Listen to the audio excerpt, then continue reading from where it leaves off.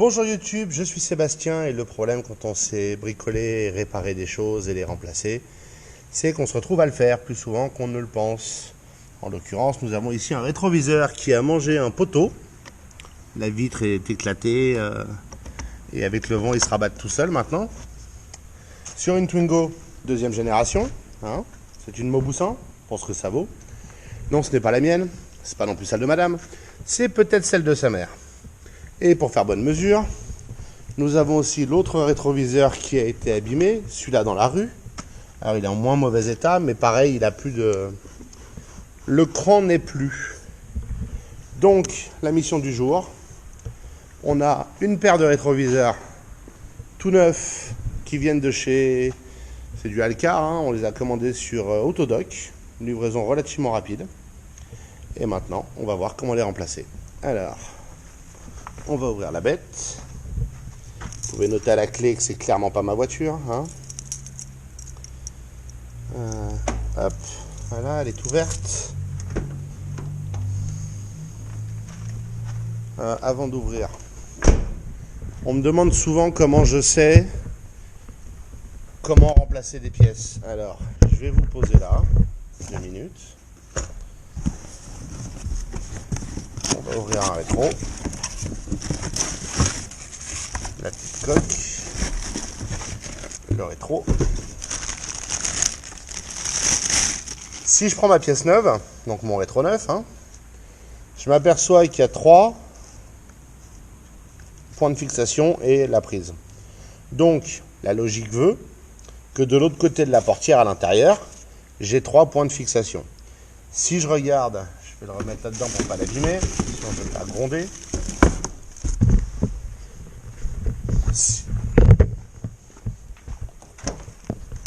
Si on regarde là, on voit qu'on a la platine ici, donc il y a les 3 points de fixation derrière. Et donc on peut en déduire, avec notre instinct scientifique et nos talents de détective, qu'il faut enlever ceci. Alors pour enlever ceci, hein, parce que c'est des voitures modernes, il n'y a pas de vis apparente naturellement. Vous pouvez toujours regarder sur la tranche si vous en voyez une, hein. Mais en vrai, il suffit de tirer. Et c'est emboîté dans du caoutchouc. Et si vous vous demandez pourquoi votre voiture se met à faire des vibrations cheloues, c'est parce que ces caoutchoucs avec le temps, eh ben, ils s'usent. Hein. Ceux-là, tous ceux de toutes les voitures, il n'y a pas de miracle. Et voilà la subtilité du truc. Quand on a enlevé ça, ce qu'on voit, c'est qu'on a 2 vis derrière et une sur la portière.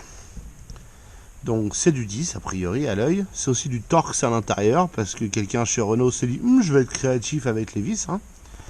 Et il faut enlever la prise. Alors la prise, il y a une petite languette en dessous.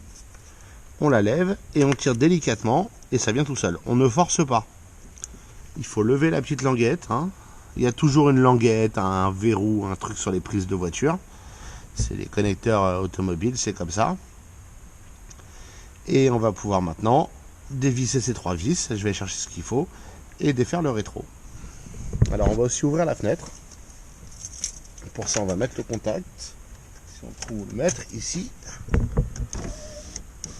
Non, c'est pas automatique. Voilà. Comme ça, on pourra accéder des 2 côtés pour tenir le rétro quand il sera sur le point de tomber, pour pas qu'il tombe. Non pas qu'on ait l'intention de le réutiliser, mais si vous le faites tomber, il est possible qu'il tombe contre la portière et qu'il vous fasse en plus une bosse. Sûrement pour ceux qui avaient suivi la peinture derrière la voiture, c'était là. Ça a rebougé d'ailleurs le pare-choc. Ah, il a repris des coups. Bon, super.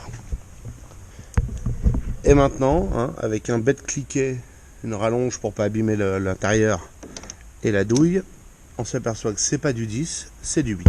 Ça m'apprendra. Donc, même rallonge, même cliquet, douille de 8. Hop, on dévisse. Alors moi j'aime bien dévisser les 3 un peu. Toutes les vis un peu, de façon à m'assurer qu'il n'y en ait pas de bloqué. Ça évite de mettre trop de pression sur une vis qui serait déjà difficile à défaire. Je vais commencer par défaire les 2 d'en bas. Alors, attention à ne pas les faire tomber dans la porte. Utilisez vos doigts pour la retenir dans la douille, pour pas qu'elle se barre là-dedans et qu'il faille tout démonter pour la récupérer. J'utilise les vides-poches de la voiture pour stocker les trucs. Hein. Celle-là, pareil, on va la défaire. Et vous sentez, quand vous arrivez à la fin de la vis, ça devient plus facile. Et maintenez un peu de pression dessus, donc en poussant vers le trou, comme ça, elle ne sort pas toute seule. Et vous avez le temps de l'attraper. Maintenant, pour la dernière, je vais vous mettre là, si j'arrive à vous caler. Voilà. Et on va la défaire ensemble, en tenant le rétro.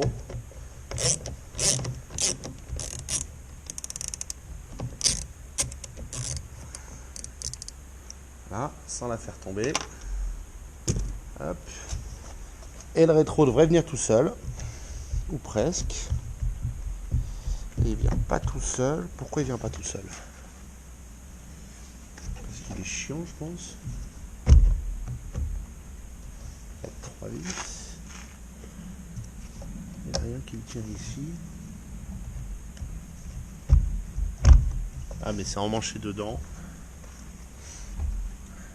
Ouais, j'ai maintenant un charge de caméra. Et en fait, voilà. En fait, il était un peu dur à défaire parce que ces tubes traversent la tôle dans les trous que vous voyez là. Et avec les coups qu'ont pris les rétros, les bouts de plastique s'étaient marqués jusqu'à caler le rétro dedans. Bon.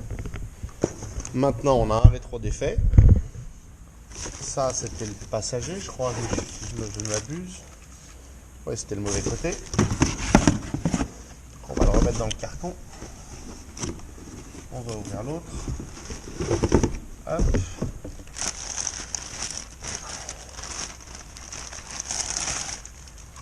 On a maintenant un rétroconducteur neuf pour remplacer celui qui est mort. Vous pouvez voir que ça se ressemble parfaitement, même si c'est pas marqué Renault.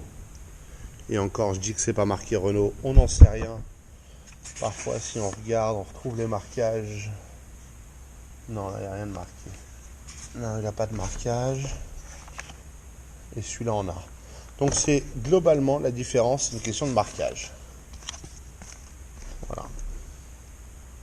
En poids, c'est honnêtement assez similaire. On pourrait les peser par curiosité. Mais en poids, c'est assez similaire. La différence, c'est que j'ai pas la coque dessus. La coque, elle est encore là-dedans. C'est une légère différence, hein, mais on va aller le reposer.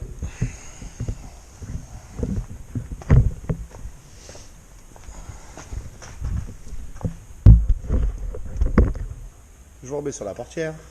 La méthode est simple, on veut mettre ces 3 ergots en plastique dans les trous attenant sur la voiture, mais on va lui passer un coup de chiffon aussi parce que c'est pas très propre.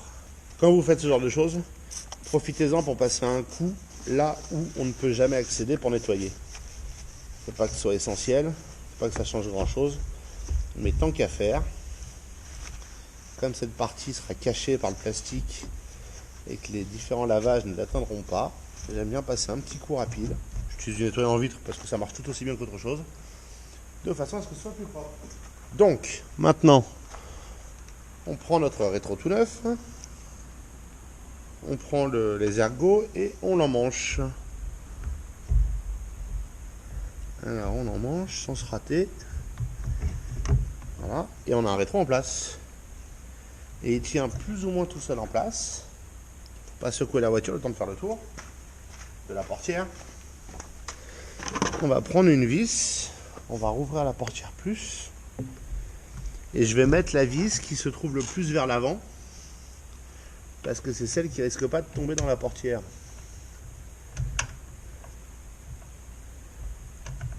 Et comme il faut arriver à les démarrer. Donc là il est bien dedans.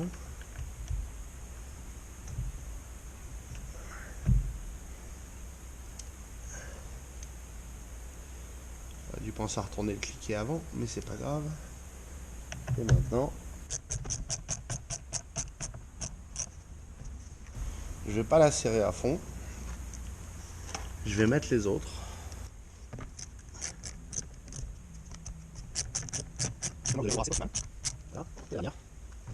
Et vous pouvez voir qu'on va contraindre un peu la plaque en plastique à prendre la bonne forme.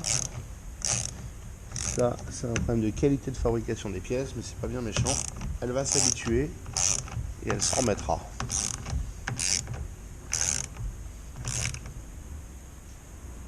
Alors, comme on vise dans du plastique, hein, on ne force pas comme un âne.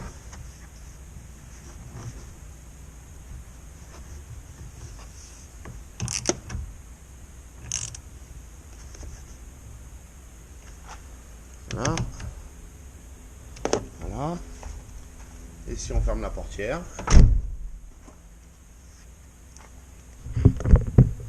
on a nos plastiques qui sont parfaitement ajustés et complètement identiques en termes de texture. Celui-là est d'origine et celui-là est neuf. Donc maintenant, hop, on va rebrancher la prise. On a entendu le petit clic de la languette. On va le remettre et il a un cran celui-là. On va mettre le contact.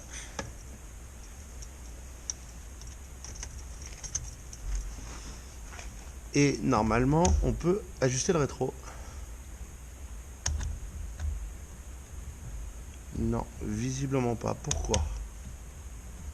Alors, qu'est-ce que j'ai raté, moi? Ah, j'avais pas mis de contact. Donc, avec le contact, théoriquement, voilà, on a un rétro qui s'ajuste. Elle est pas belle la vie? Si vous regardez bien, vous verrez la série 3 et peut-être même le nez du X5. Et vous pouvez même voir la GoPro, pour ceux qui se demandent avec quoi je filme. Voilà. Donc, on en a un qui est bon. Et vous noterez que je l'ai testé avant de remonter la petite plaque dessus. Je vais m'assurer que le plastique ne puisse pas s'enfoncer plus. Vérifier mon serrage une dernière fois.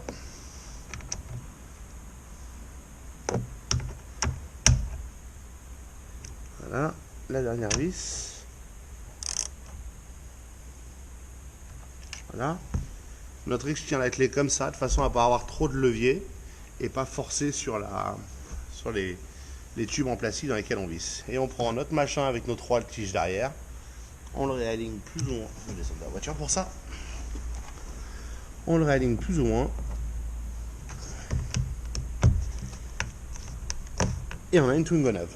À peu de choses près. Il nous restera le cache derrière à voir. On va voir ça dans 5 minutes.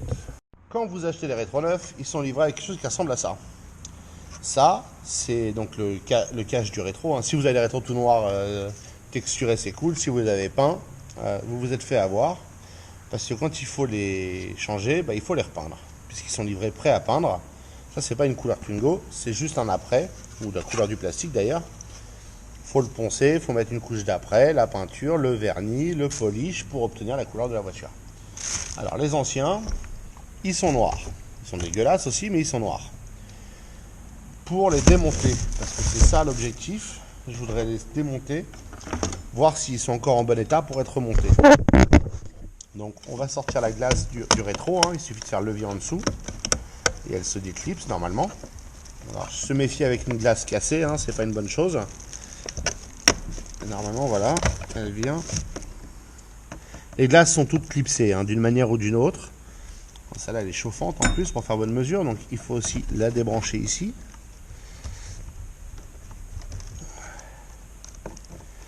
Oh, ça va être pénible ça, comment ça se débranche? Ah, il y a une languette, il y a toujours une languette. Elle est derrière la prise, dans le plastique noir. Donc voilà. Hop. Vous voyez, c'est ça la languette qu'il faut appuyer. Et derrière, on trouve donc le moteur, tout le bordel. Mais ça va nous permettre d'appuyer sur les languettes pour libérer la coque. J'ai pas dit que ce serait pratique ou agréable, j'ai dit que ça permettrait de le faire. Ah, je vais voir comment ça sort.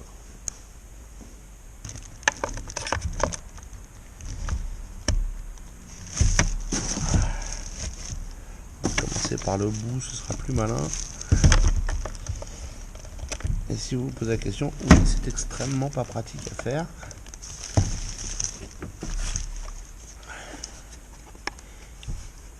Et objectivement, encore moins avec une caméra. Bon, j'ai réussi à l'enlever en tirant dessus, hein, pour le dernier loquet, parce qu'il est complètement inaccessible derrière le moteur de la glace. Merci Renault pour cette conception brillante. Mais donc voilà, j'ai mon ancienne coque et j'ai ma nouvelle coque.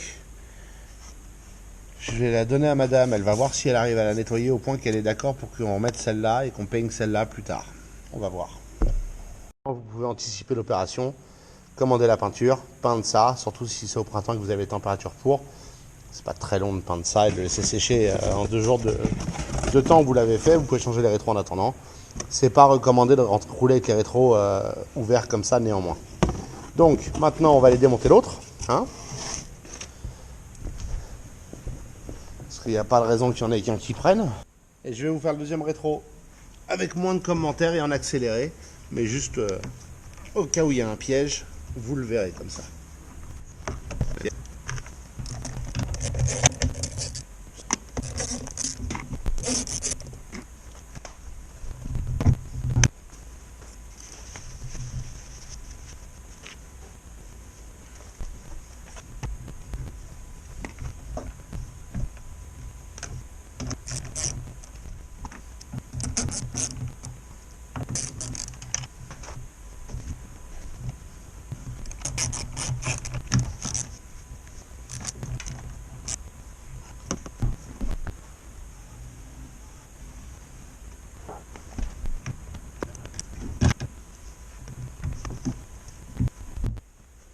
Et voilà notre deuxième rétro remplacé.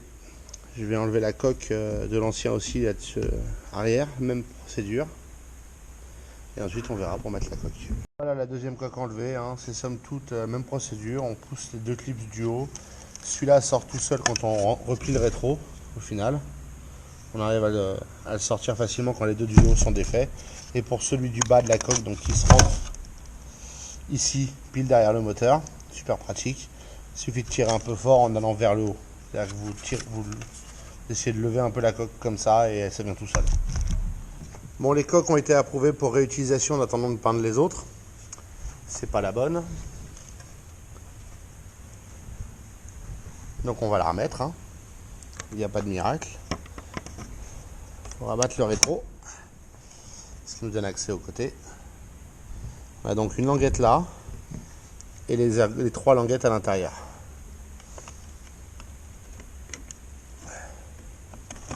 Pas super facile à mettre, mais c'est pas grave. On va y arriver.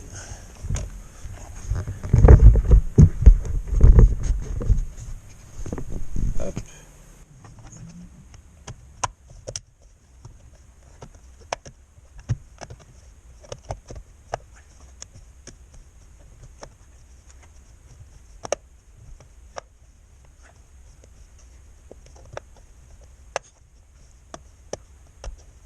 Voilà, on en a une de mise. On va faire l'autre.